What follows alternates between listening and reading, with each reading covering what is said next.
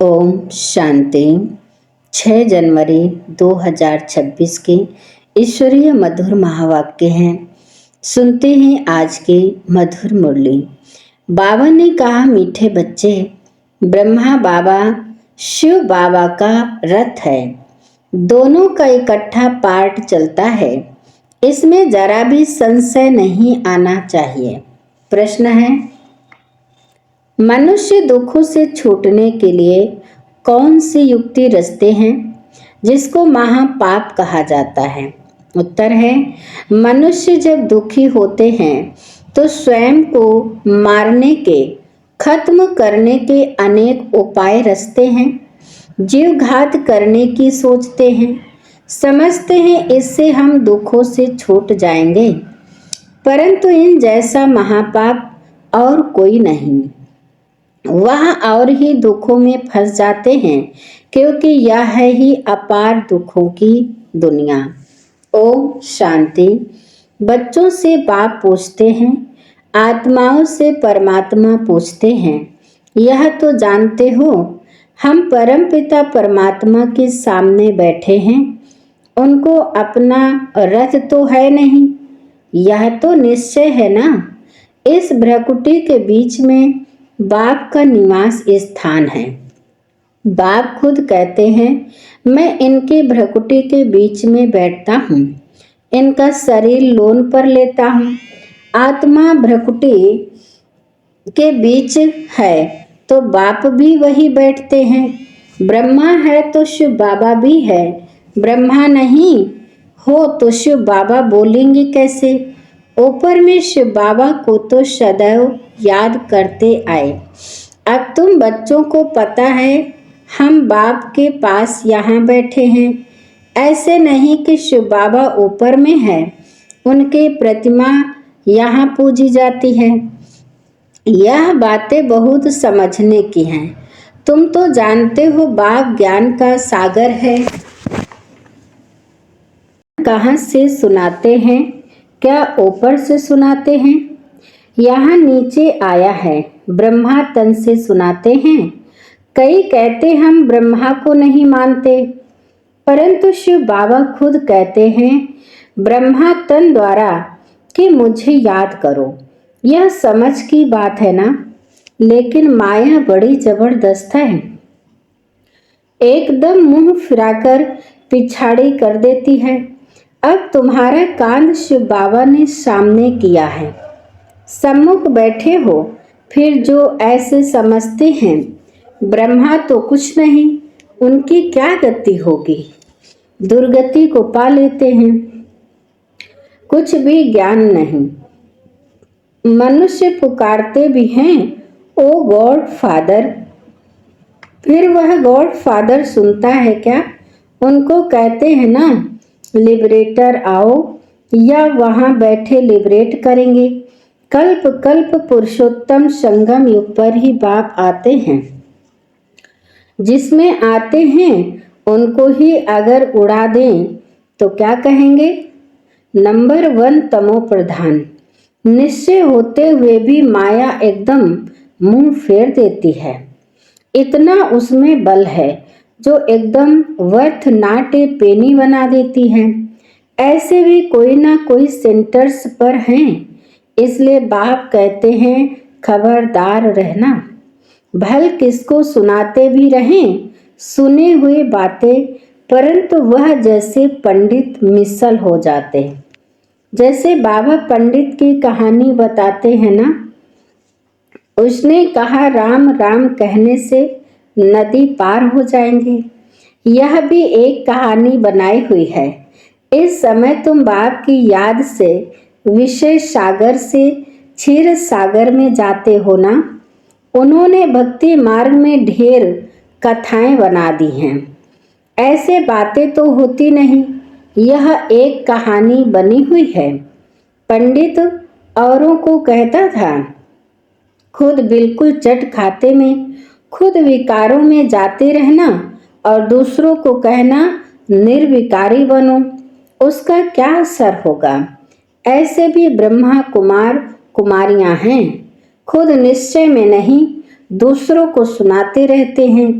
इसलिए कहाँ कहाँ सुनाने वाले से भी सुनने वाले तीखे चले जाते हैं। जो बहुतों की सेवा करते हैं वह जरूर प्यारे तो लगते हैं ना। पंडित झूठा निकल पड़े तो उनको कौन प्यार करेंगे। फिर प्यार उन पर चला जाएगा जो प्रैक्टिकल में याद करते हैं। अच्छे अच्छे महारथियों को भी माया हप कर लेती है। बहुत हप हो गए। बाबा भी समझाते हैं अभी कर्मातीत अवस्था नहीं हुई है। एक तरफ लड़ाई होगी, दूसरे तरफ कर्मातीत अवस्था होगी। पूरा कनेक्शन है। फिर लड़ाई पूरी हो जाने से ट्रांसफर हो जाएंगे। पहले रुद्र माला बनती है। यह बातें और कोई नहीं जानते। तुम समझते हो विनाश सामने खड़ा है। अब तुम हो माइनॉरिटी, वह है मेजॉरिटी। तो तुमको कौन मानेगा। जब तुम्हारी वृद्धि हो जाएगी फिर तुम्हारे योग बल से बहुत खींच कर आएंगे। जितना तुमसे कट निकलती जाएगी उतना बल बढ़ता जाएगा। ऐसे नहीं, बाबा जाने जाननहार है। यहाँ आकर सबको देखते हैं, सबकी अवस्थाओं को जानते हैं। बाप बच्चों की अवस्था को नहीं जानेंगे क्या। सब कुछ मालूम पड़ता है। इसमें अंतर्यामी की कोई बात नहीं। अभी तो कर्मातीत अवस्था हुई नहीं है। आसुरी बातचीत चलन आदि सब प्रसिद्ध हो जाते हैं। तुम्हें तो दैवी चलन बनानी है। देवताएं सर्वगुण संपन्न है ना। अब तुमको ऐसा बनना है। कहाँ वह असुर, कहाँ देवताएं। परंतु माया किसको भी छोड़ती नहीं है। छुई मुई बना देती है, एकदम मार डालती है। 5 सीढ़ी है ना। देह अभिमान आने से ही ऊपर से एकदम नीचे गिरते हैं। गिरा और मरा। आजकल अपने को मारने लिए कैसे कैसे उपाय रचते हैं। 21 मंजिल से कूदते हैं तो एकदम खत्म हो जाएं। ऐसा ना हो फिर हॉस्पिटल में पड़े रहें, दुख भोगते रहें। 5 मंजिल से गिरे और ना मरे तो कितना दुख भोगते रहेंगे। कोई अपने को आग लगाते हैं, अगर कोई उनको बचा लेते हैं तो उनको कितना दुख सहन करना पड़ता है। जल जाए तो आत्मा तो भाग जाएगी ना। इसलिए जीवघात करते हैं, शरीर को खत्म कर देते हैं। समझते हैं शरीर छोड़ने से दुखों से छूट जाएंगे, परंतु यह भी महापाप है और भी अधिक दुख भोगने पड़ते हैं। क्योंकि यह है ही अपार दुखों की दुनिया, वहाँ है अपार सुख।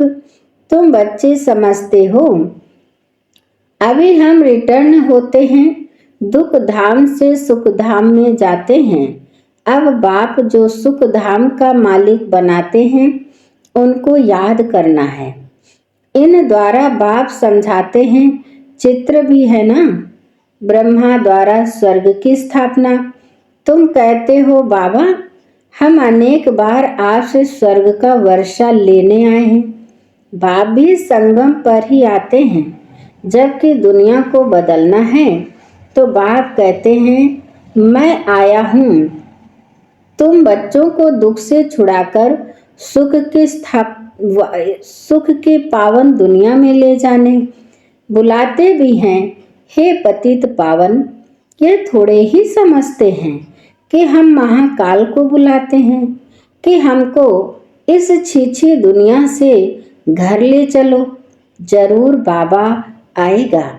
हम मरेंगे तब तो पीस होगी ना। शांति शांति करते रहते हैं। शांति तो है परम धाम में, परंतु इस दुनिया में शांति कैसे हो जब तक इतने ढेर मनुष्य हैं। सतयुग में सुख शांति थी, अभी कलयुग में अनेक धर्म हैं।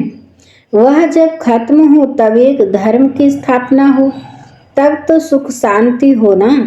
हाकार के बाद ही फिर जय जयकार होगी। आगे चल देखना मौत का बाजार कितना गर्म होता है। विनाश जरूर होता है, एक धर्म की स्थापना बाप आकर कराते हैं। राजयोग भी सिखाते हैं, बाकी सब अनेक धर्म खल्लास हो जाएंगे। गीता में कुछ दिखाया नहीं है। 5 पांडव और कुत्ता हिमालय पर गल गए, फिर रिजल्ट क्या? प्रलय दिखा दी है। जलमयी भल होती है, परंतु सारी दुनिया जलमयी हो नहीं सकती। भारत तो अविनाशी पवित्र खंड है, उसमें भी आबू सबसे पवित्र तीर्थ स्थान है, जहाँ बाप आकर तुम बच्चों के द्वारा सर्व की सदगति करते हैं। दिल वाला मंदिर में कितना अच्छा यादगार है, कितना अर्थ सहित है, परंतु जिन्होंने बनाया है वह नहीं जानते हैं। फिर भी अच्छे समझू तो थे ना। द्वापर में जरूर अच्छे समझदार होंगे, कलयुग में होते हैं तमो प्रधान, द्वापर में फिर भी तमो बुद्धि होंगे। सब मंदिरों से यह ऊंच है जहां तुम बैठे हो। अभी तुम देखते रहेंगे, विनाश में होलसेल मौत होगा, होलसेल महाभारी लड़ाई लगेगी, सब खत्म हो जाएंगे, बाकी एक खंड रहेगा। भारत बहुत छोटा होगा, बाकी सब खल्लास हो जाएंगे। स्वर्ग कितना छोटा होगा, अभी यह ज्ञान तुम्हारी बुद्धि में है। कोई को समझाने में भी देरी लगती है। यह है पुरुषोत्तम संगम युग। यहाँ कितने ढेर मनुष्य हैं और वहाँ कितने थोड़े मनुष्य होंगे, यह सब खत्म हो जाएंगे।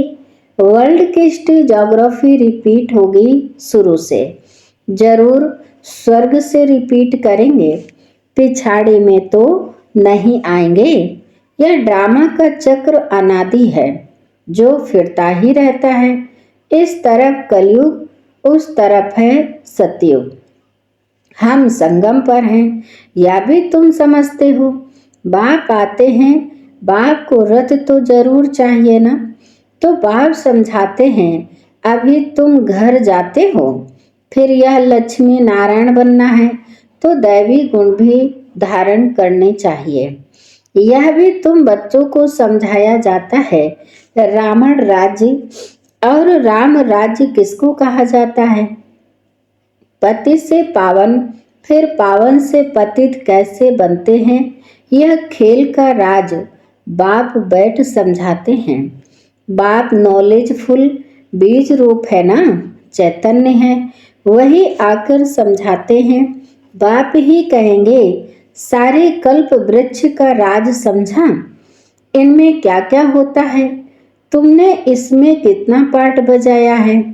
आधा कल्प है दैवी स्वराज्य, आधा कल्प है आसुरी राज्य।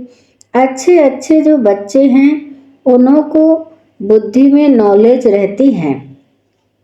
बाप आप समान बनाते हैं ना, टीचर्स में भी नंबर वार होते हैं। कई तो टीचर होकर भी फिर बिगड़ पड़ते हैं। बहुतों को सिखाकर फिर खुद खत्म हो गए। छोटे छोटे बच्चों में भिन्न भिन्न संस्कार वाले होते हैं। कोई तो देखो नंबर 1 शैतान, कोई फिर परिस्तान में जाने लायक। कई हैं जो न ज्ञान उठाते न अपनी चलन सुधारते, सबको दुखी देते रहते हैं। यह भी शास्त्रों में दिखाया है कि असुर आकर छिपकर बैठते थे। असुर बन कितनी तकलीफ देते हैं, यह तो सब होता रहता है। ऊंचते ऊंच बाप को ही स्वर्ग की स्थापना करने आना पड़ता है।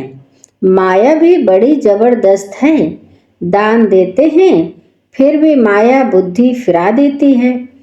आधा को जरूर माया खाएगी, तब तो कहते हैं माया बड़ी दुस्तर है।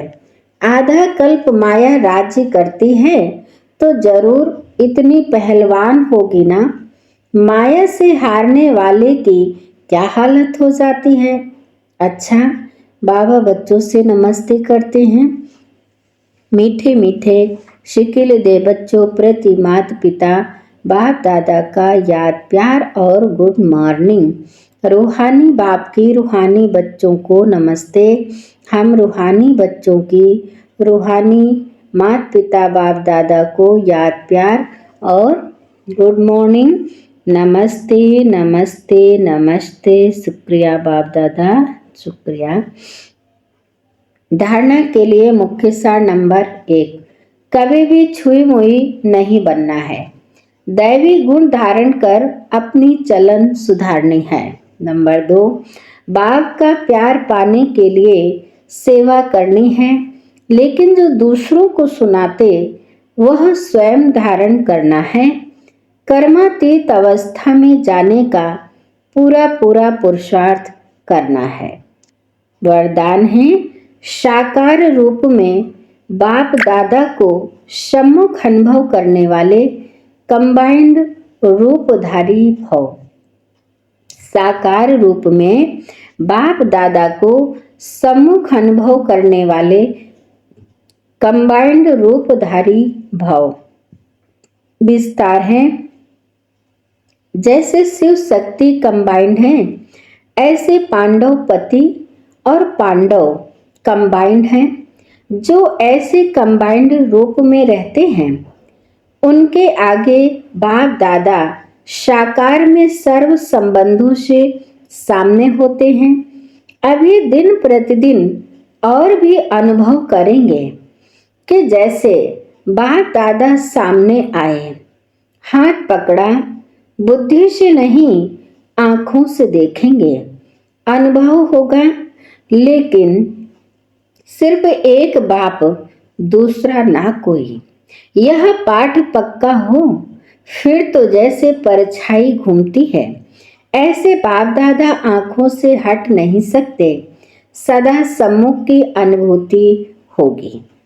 स्लोगन है, माया जीत प्रकृति जीत बनने वाली श्रेष्ठ आत्मा ही स्वकल्याणी व विश्व कल्याणी है। माया जीत प्रकृति जीत बनने वाली श्रेष्ठ आत्मा ही स्वकल्याणी व विश्व कल्याणी है। आज की अभिव्यक्ति सारे हैं, जब आप अभी जीवन मुक्त बनो तो आपकी जीवन मुक्त स्थिति का प्रभाव जीवन बंध वाली आत्माओं का बंधन समाप्त करेगा। तो वह डेट कब होगी? जब सब जीवन मुक्त होंगे, कोई बंधन नहीं। सब बंधनों से में पहला एक बंधन है देह भान का बंधन, उससे मुक्त बनो। देह नहीं तो दूसरे बंधन स्वतः ही खत्म हो जाएंगे। अच्छा, ओम। आज की मुरली यहीं पर समाप्त होती है। ओम शांति। शुक्रिया बाप दादा और शुक्रिया आप सभी महान आत्माओं को। ओम शांति।